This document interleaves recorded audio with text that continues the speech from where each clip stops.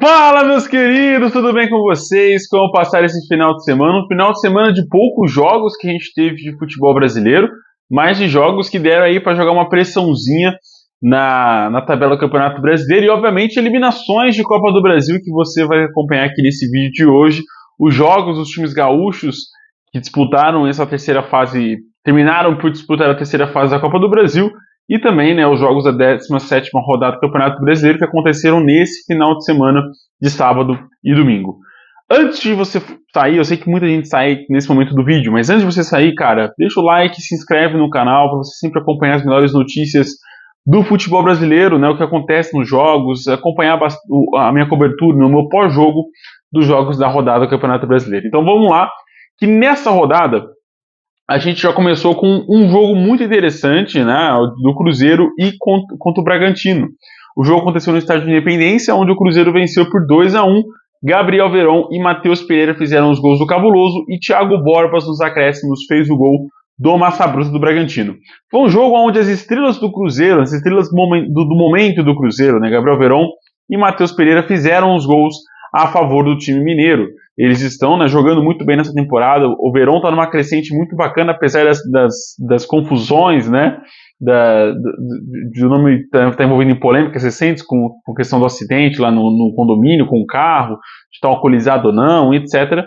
É um jogador que cogita, né, que fica passando por essas polêmicas. Teve aquela polêmica que ele machucou na pré-temporada, quando ele estava no Porto, jogando um jogo de várzea no futebol aqui no Brasil.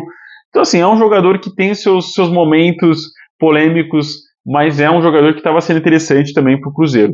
Fez o gol, né, que abriu a vitória aqui do Cruzeiro em cima do Bragantino, mas é verdade, tem essa polêmica. Mas vamos falar sobre futebolisticamente falando dele, que está indo muito bem pelo Cabuloso, está sendo um dos principais nomes do time nesse momento da temporada, ao lado, obviamente, do cara do Cruzeiro nessa temporada, Matheus Pereira, que foi um jogo onde estão jogando muito bem, o Cabuloso está jogando bem na temporada, se consolida no G6, né?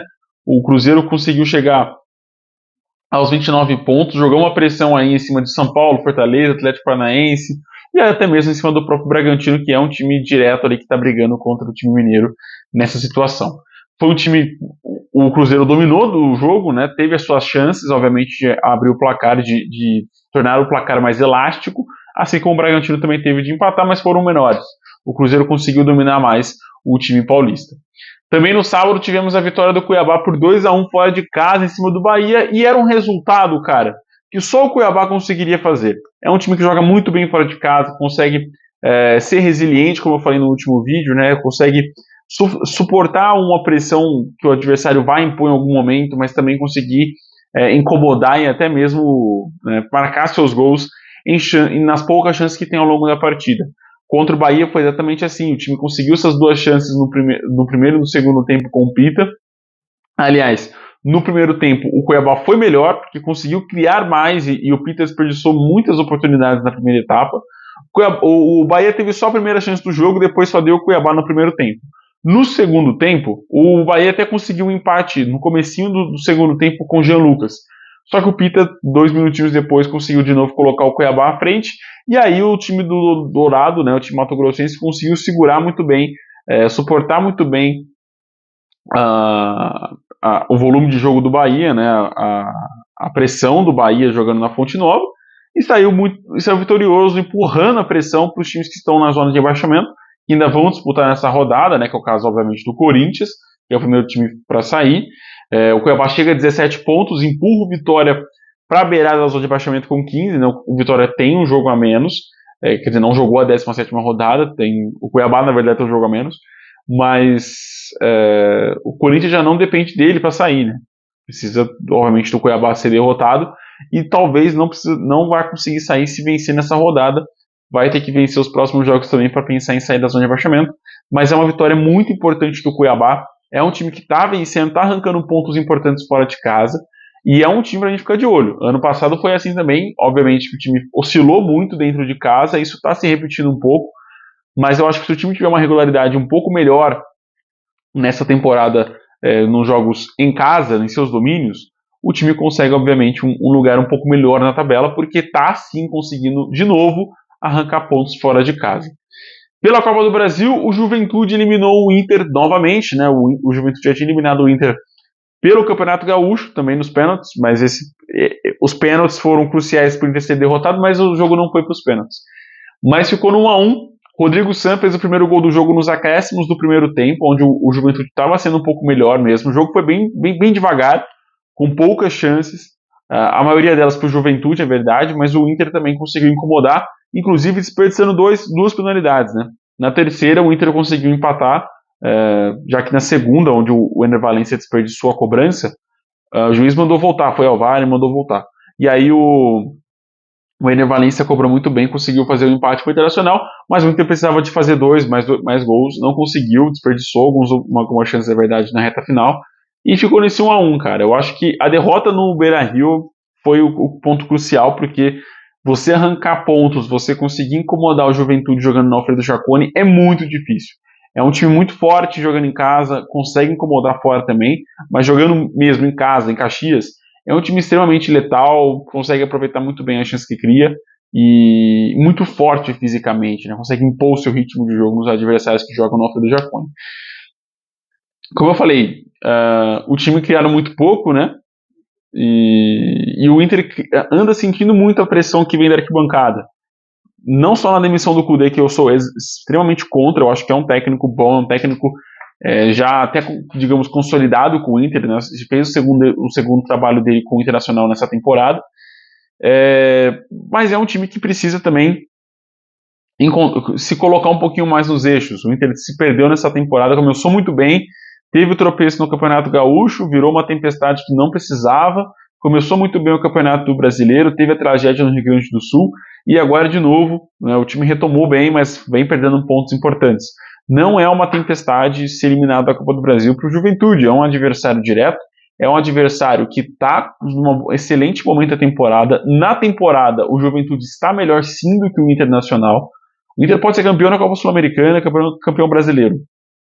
Mas até julho, dia 16 de julho de 2024, o Juventude está melhor na temporada. Então a gente tem que, como torcedor brasileiro, a gente tem que reconhecer também os bons trabalhos dos times adversários. Não é só fazer uma tempestade do nosso time, porque o Inter não iria passar pelo Juventude.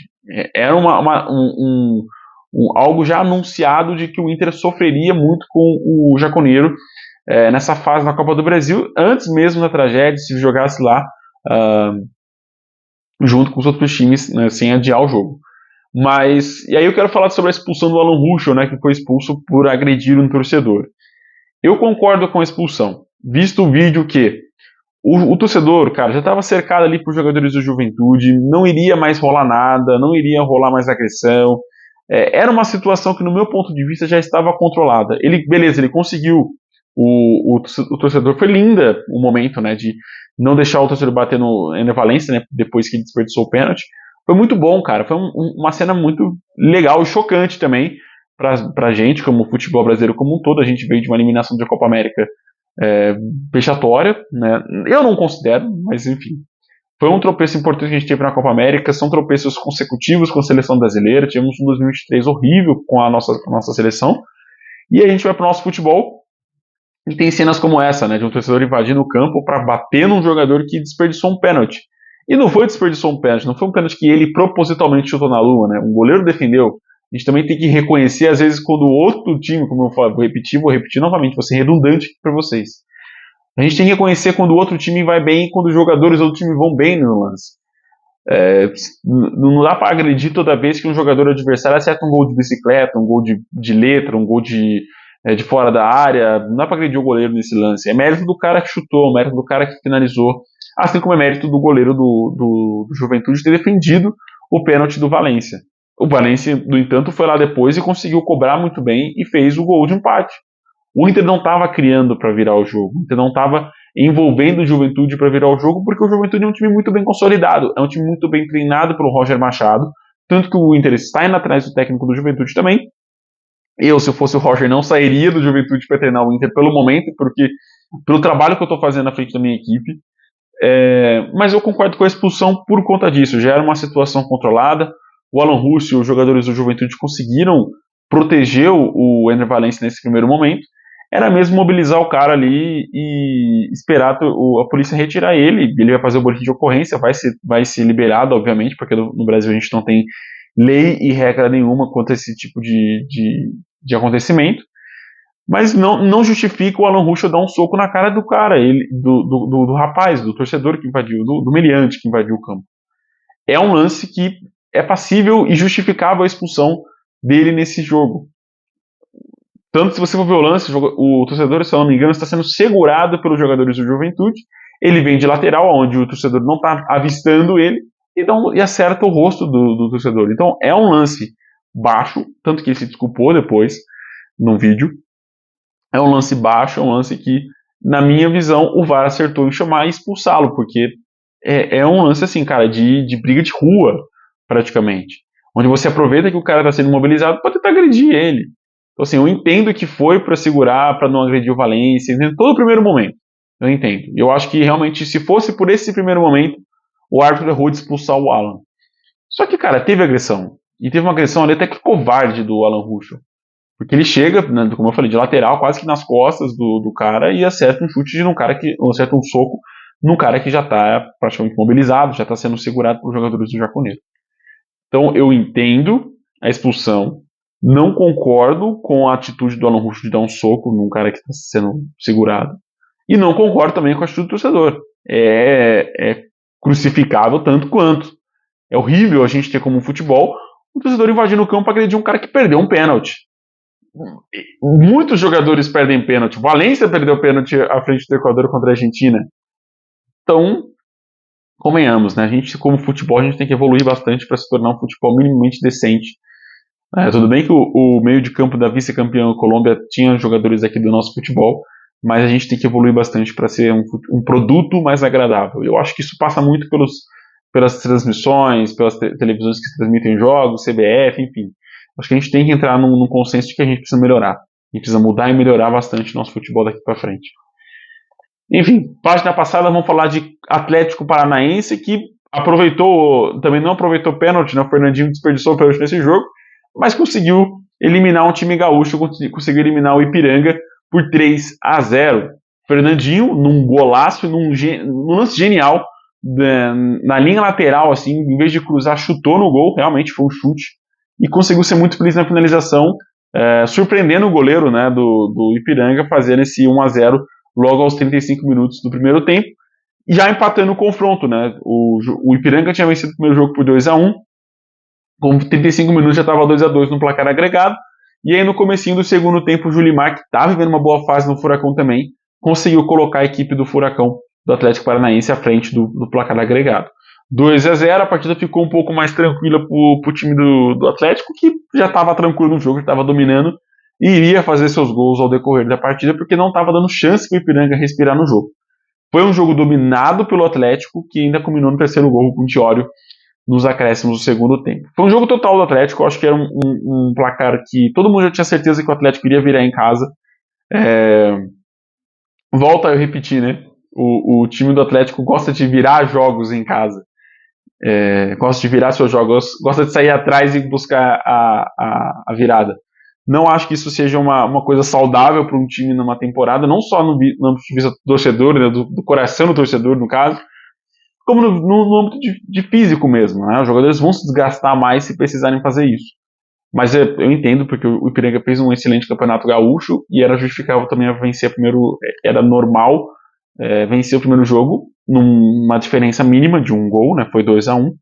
E em casa o Atlético teve totais condições de virar esse duelo e colocar de novo o Furacão nas oitavas de final da Copa do Brasil. Vai ter o sorteio, obviamente, durante essa semana, e aí você vai também acompanhar como ficou as oitavas de final lá na página na Rede.Daro, no Instagram. Devo também publicar no Facebook e tal, mas é legal você acompanhar lá no Instagram. Inclusive vou deixar o link aqui na descrição do vídeo. Você clica, vai direto para lá, segue e tá tudo certo. Vamos falar então sobre o Domingão. Teve um jogo só, que foi o jogo do Grêmio contra o Operário, onde o Grêmio conseguiu avançar também para as oitavas de final, num bom jogo, um jogo tranquilamente dominado pelo Grêmio. O primeiro jogo terminou no 0-0, esse jogo 3-1, então no agregado fica esse resultado do segundo jogo. Foi dominado pelo Grêmio, como eu falei, o Grêmio teve as principais oportunidades, dominou, teve um susto do empate do Operário na sequência que fez o gol com o Pavon de pênalti. O Pavon fez o gol de pênalti, 8 minutinhos depois o Ronaldo fez o gol de empate do Operário, mas 2 minutinhos depois também o Everton Galdino colocou o Grêmio de novo na frente do placar, e aí o Grêmio controlou mais, conseguiu ter mais oportunidades, e fez esse 3-1, avança para as oitavas de final também, com o gol do Gustavo Nunes no comecinho do segundo tempo, que decretou, obviamente, a classificação do time para a próxima fase. O time domina o Operário, consegue jogar razoavelmente bem, apesar dos sustos, mas ainda está longe de convencer. Né? Se a gente for parar para lembrar que o Grêmio nesse momento está brigando para não cair na zona para a segunda, para a Série B, de novo, né? O time caiu há pouco tempo atrás, 2022, se eu não me engano, ele caiu, né? 2022, 2023 disputou a Série B, voltou nesse ano. Não, perdão, 2021, né? Porque disputou 2022, voltou em 2023, quando ficou no G4 por conta de Luizito Soares, e nesse ano, sem o atacante uruguaio, está brigando de novo para não cair. Mas é um time que não vai ficar ali, obviamente, eu acho que tem condições, e depende apenas de si e de ganhar os jogos que está devendo no Campeonato Brasileiro, para sair da zona de rebaixamento. Eu acho que isso é normal, até esperado do time do Renato.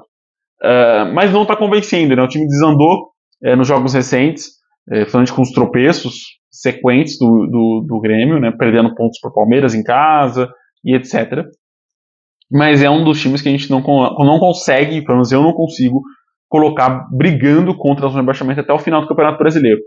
Obviamente isso pode acontecer, porque a gente está vendo grandes times nessa parte de baixo, e os times menores, considerados menores, estão desempenhando melhor nesse momento, e eu acho que a vantagem e gordura de pontos vai ser crucial na reta final do Campeonato Brasileiro, obviamente. A gente já está quase virando o retorno do Campeonato Brasileiro, e esses times não demonstram nenhuma reação. Cara, a gente vai virar a gente está chegando na 17ª rodada do Campeonato Brasileiro.